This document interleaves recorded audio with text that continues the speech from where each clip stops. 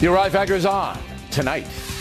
Hillary Clinton and Barack Obama are two peas in the same pod. Looks like Mitt Romney is strongly considering another presidential bid. He's already in campaign mode. We'll take a sharp look at it. I got asked during that vacation. Made the statement on Foley. You went and golfed. Do you want that back? I should have anticipated the optics. But the president did not anticipate being called callous after the beheading of James Foley.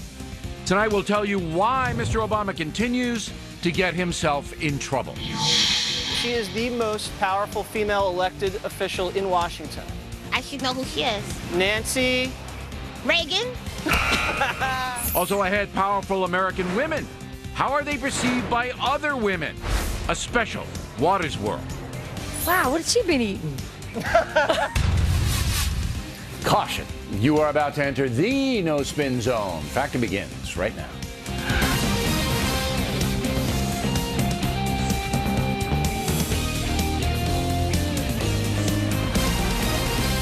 Hi, I'm Bill O'Reilly. Thanks for watching us tonight. Leadership and President Obama. That is the subject of this evening's Talking Points memo. 2 weeks from tomorrow, my new book, Killing Patton, will be in the marketplace. Book's about leadership and what happens to strong leaders when they make powerful enemies. General Patton, Winston Churchill, FDR, even Hitler and Stalin figure prominently in the book. Barack Obama should read Killing Patton. I hope he does, because we need strong leadership in America right now. We need to be inspired. And sadly, President Obama is not fulfilling that mandate. I got asked during that vacation. Made the statement on Foley. You went and golfed. Do you want that back? After having talked to the families, where it was hard for me to hold back tears listening to the pain that they were going through, after the statement that I made, that I should have anticipated the optics. Fair statement from the president, but then the question becomes, why did he not anticipate the optics? It's obvious to most people you don't play golf after announcing the gruesome beheading of an American citizen. Talking Points doesn't believe Barack Obama is a callous person. He's helped raise millions of dollars for wounded vets. He truly cares about children at risk, and he's been a terrific role model for American families. But the president is not a natural leader, and that's harming the nation. Right now, the world needs to be inspired to take action against Islamic terrorism and the Russian villain Putin. The world needs a strong leader to mobilize action against those threats. President Obama does not seem to understand that. He continues to meander around, making conflicting statements about ISIS, failing to punish Russia in effective ways. These are dangerous times. Savages are murdering innocent people all over the world, and they're not afraid of America. Our allies, they're largely weak, selfish, not interested in global justice. So it becomes vitally important for America to lead the world, and that requires a strong point of view from Washington. This week, Mr. Obama will make yet another speech about how he will finally confront the ISIS threat. We hope he includes Putin in that speech, and we hope that finally, after all this time, Barack Obama will show some passion, some urgency, some determination to eradicate evil in ways that are smart and effective. And that's a memo. Now for the top story tonight, let's bring in Fox News senior political analyst Brit Hume from Washington. So are you expecting more leadership from the president in the next 2 years, Brit? Well, the mere act of this speech, which is being fairly strongly touted by the White House, although it's a daytime speech, not a primetime speech, is more leadership than he has heretofore shown. Of course, the question is, what will he be willing to do? And what I would say about his leadership, yes, it suffers perhaps from a lack of passion and from a sort of stylistic, easygoing, way in his way he presents himself, and leaves him vulnerable to doing things like going off and playing golf after that terrible event. I think that the substance of what he does and does not do is probably more important. And Bill, what this president tends to do is he tends to select the means to accomplish an end and then base his ends on the set of means that he's chosen. So he's constantly ruling things out. You know, we won't go without a coalition.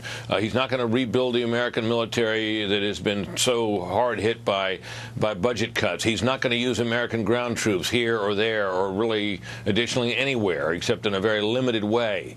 Well, all those things constrict what you're able to do. So he ends up, you know, instead of, you know, picking the goal and then setting and then choosing the tools, he picks the tools and then ends up with goals that are built around that. But and it's kind of upside down. But and that's poor leadership. It's poor leadership. I mean, this is what I'm trying to get at now.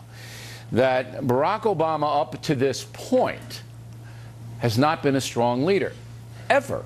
He wanted to unite the country. Failed on that. Country's very, very divided along ideological lines. We're perceived as weak throughout the whole world. There's nobody that thinks the USA is a tough country. It's going to right wrongs any longer. And the third thing is that, as Geraldo Rivera said on Friday, the president comes off as, quote, too cool for school. That it seems his main intention is to give this impression to the American people that he's cool, calm, and has everything under control while things spiral out of control. Brett. Well, that's true, Bill. And one of the things that he tends to do is he tends to minimize threats.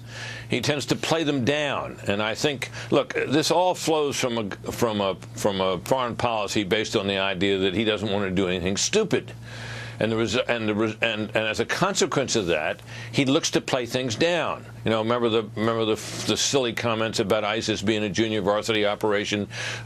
He and his allies talk about how Vladimir Putin's adventures in Ukraine are not a threat to the American homeland, and all of this is designed to be a predicate for not doing very much about them, for leaving it to others in the belief perhaps that others should step up. Well, I agree with that. Others should step up, but the history of world affairs going back a century and more is that when the United States doesn't lead and carry the ball, it doesn't get moved. These countries tend to be weak. When the United States doesn't lead, you get World War II. All right, Hitler could have been decapitated long before 1939 began World War II, but he wasn't. He wasn't confronted. All right, now, the left is pounding President Obama's leadership.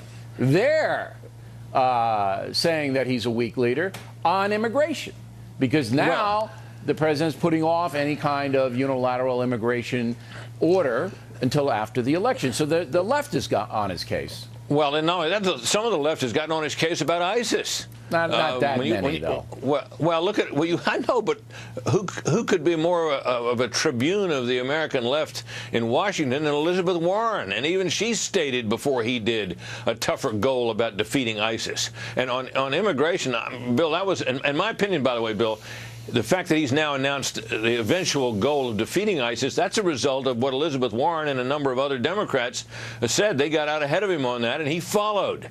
And on immigration, I think that's a purely political calculation. The belief in the White House that the firing up of the Republican base by his taking some strong unilateral action on immigration would be less than the benefit he would get within his own base if he went ahead and did it. They're already tottering in November, and that would spell doom for it. So that's obviously why he did it. Well, but again, that's not strong leadership. No, no, it's not. But politics. Look, well, that's right. But he will be bold when it comes to American policy on domestic political matters. He's just not bold in his world leadership. All right, Britt Hume, everybody. Next on the rundown, Mitt Romney also criticizing the president's leadership. It looks like the governor may take another shot at the presidency. Later, big shootout between me and Univision anchor Jorge Ramos over immigration, white privilege, and God. Don't miss this one. We're coming right back. Watch Fox News Channel anytime, anywhere. Fox News Go.